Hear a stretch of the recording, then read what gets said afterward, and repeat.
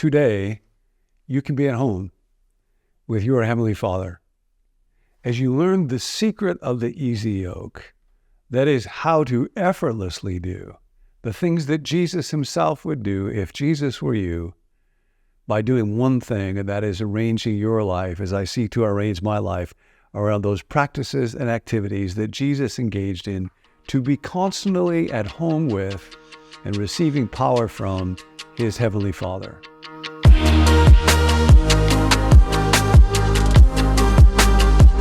Hey, you probably noticed from the date in the corner that this was filmed a while back, but it was so good we wanted to bring it back to your attention. Let us know what you think in the comments. You can subscribe to our YouTube channel or head over to becomenew.com if you want more content like this. Now back to John. And we're looking at some of those activities that fall under the category of abstinence, where we abstain or refrain or don't do things that we would normally do. Today, we're going to talk about money, which is such a great, fun topic, and talk about the practice that is called frugality. And that may sound like a terrible idea to you. In Frugality, Dallas writes, we abstain from using money or goods at our disposal in ways that merely gratify our desires or our hunger for status, glamour, or luxury. Let's read that again because it's just so densely rich. We abstain from using money or goods in this practice at our disposal in ways that merely gratify our desires or our hunger for status, glamour, or luxury. Practicing frugality means we stay within the bounds of what general good judgment would designate as necessary for the kind of life to which God leads us.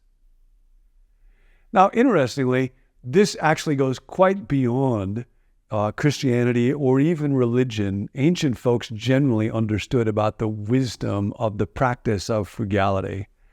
There used to be what were called sumptuary laws. We think about consumption that would put restrictions on this by secular authorities. The ancient Spartan, Dallas writes about this, was forbidden to use any materials constructing a house that required more elaborate tools than an axe or a saw.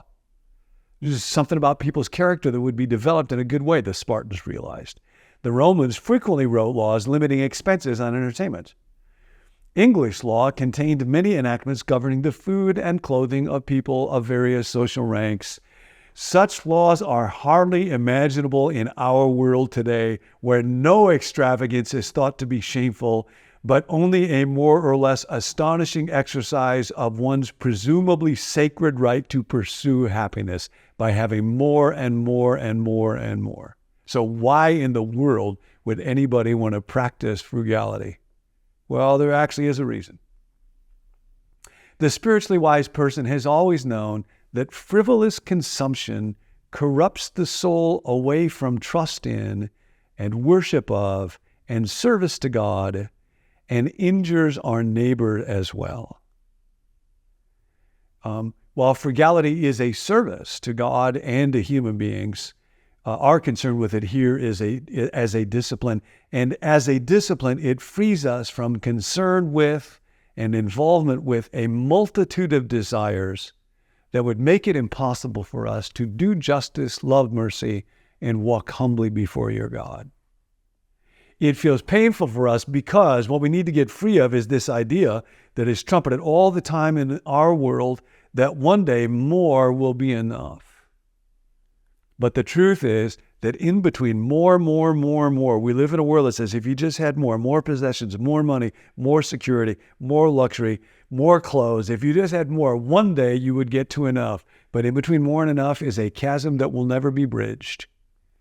I will sometimes illustrate this by asking, who is more content, the man with $1 million or the man with 12 children? And the correct answer is the man with 12 children, because he doesn't want any more.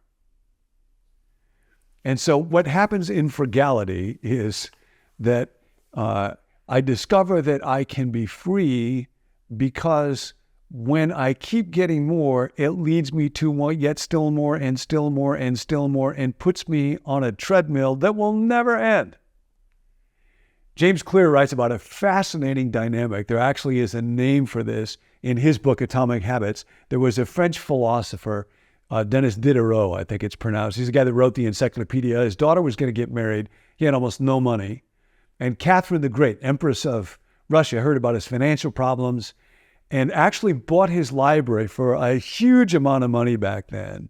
Scores and scores and scores of thousands of dollars in our currency, and let him keep his books and paid him a salary to be the librarian that would take care of his own books till he died. And he was thrilled. And this meant that he had enough money to pay for his daughter's wedding. She was getting married, and enough left over so that he was able to buy for himself a beautiful scarlet robe. It was so beautiful, in fact, James Clear writes, that he immediately noticed how out of place it seemed when surrounded by his more common possessions. He wrote that there was no coordination, no unity, no more beauty between his elegant robe and the rest of his stuff here in this cabana that just looks quite ordinary in comparison with this fabulous robe. Diderot soon felt the urge to upgrade his possessions. Sound familiar? He replaced his rug with one from Damascus. He decorated his home with expensive sculptures.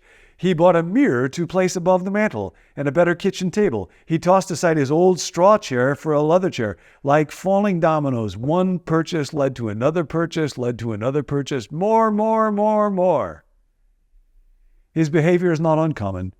In fact, the tendency for one purchase to lead to another purchase has a name, the Diderot effect. Folks in economics and the social sciences will actually talk about it by this name.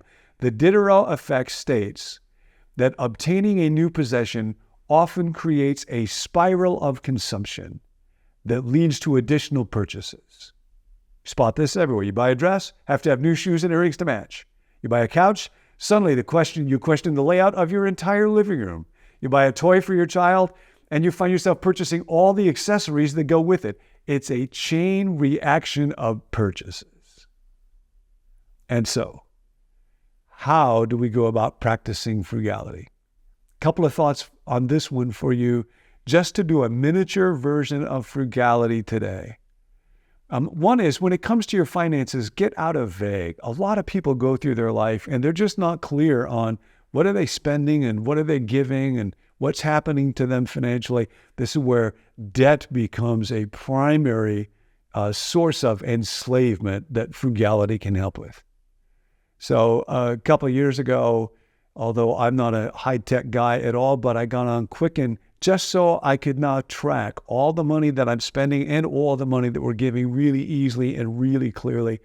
And just that step, often people who wrestle with food will discover if they do a food journal, it makes actually a huge impact on what they end up eating. So financially, just getting out of vague, getting real clear, however you do that, is a step towards frugality. Decide what is enough, how much is enough. What happens for most of us in our world is if we get more income, if our income increases, then our lifestyle increases. Got to have a new scarlet robe, got to have a really nice mirror to look at my scarlet robe in, and we just unthinkingly raise it. But there are people who say, no, this will be enough, and if my income rises above this, I will simply give it away. I was talking to a friend of mine who's very generous in that way, and it was very moving just to hear somebody who put a cap on their lifestyle, and he really wanted to be able to give. That leads to something else today. Don't wait till you feel generous to give. One of Jesus' brilliant statements, of course, I'm not sure that there were any that go in the non-brilliant category, but one of them is, don't store up treasures on earth where moth and rust corrode and thieves break in to steal. Lay up treasure in heaven. And we do that as we give. We do that as we're generous to other people. Because he said, where your treasure is, there your heart will be. We often approach it the other way around. Someday I'm going to feel really generous and have a lot of money, and then I'm going to really give. No, if you begin to put your treasure someplace right now, your heart will follow along with it. I have a friend who found out about a woman that was in need, and so he got a few people to help, and they got a little trailer for her to live in, and then found out that it needed a roof, and so his heart immediately went out to her and said, I got to help make sure that she gets a roof. So today, spend a little less money than you otherwise would. If you go out to eat for a meal, get cheaper food than you otherwise would. Get a smaller cup of coffee than you would. Just tiny little things, and then give that. If somebody has something that they want you to share, go ahead and share with them. Go into your closet and find a scarlet robe and give it away. And if this practice doesn't help you, stay with it, because it's worth persistence. And we'll have another one tomorrow. Welcome home. Hey, if you enjoyed that video, be sure to subscribe so you don't miss any future episodes from John Ortberg or Become New. You can also head to our website, becomenew.com, where we have a bunch more resources you might be interested in, like free downloads, books, and a library of videos for you to explore, learning how to grow spiritually one day at a time. If you've got a prayer request, you can text it to us at 855-888-0444, and you'll receive a written response from someone on our team who will pray for you. You can also text the word BECOME to that same number to receive text alerts whenever we drop a new video.